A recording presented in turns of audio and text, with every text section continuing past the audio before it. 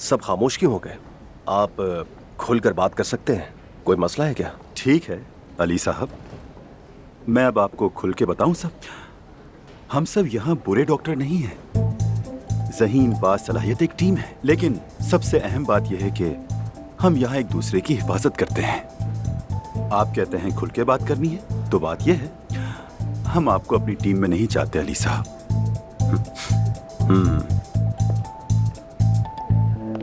क्या आप सब भी यही सोचते हैं? मैं तो इतना ही कहूंगी कि जिस साल तुम जाओगे यहाँ से हम सब लोग पार्टी करेंगे। हाँ। यानी आपकी सर्जरी पे कमांड अच्छी है, हाँ? इसलिए सर्जरी को इससे अलग रखें, यहाँ के लिए सूटेबल नहीं। जी हाँ, ठीक है। तो अब मैं आप सबको अकेला छोड़ देता हूँ। आपके साथ रहने से बेहतर है अकेला रहना। आपकी भी खुशी इसी में है तो ठीक है। आप खुश हैं? Thank you sir. नाराज हो गया, नाराज हो गया। थोड़ा दूर ही रहेगा तो बेहतर है। दोस्तों, आखिरकार ये मसला भी हल हो गया। मुबारक हो सबको। Congratulations!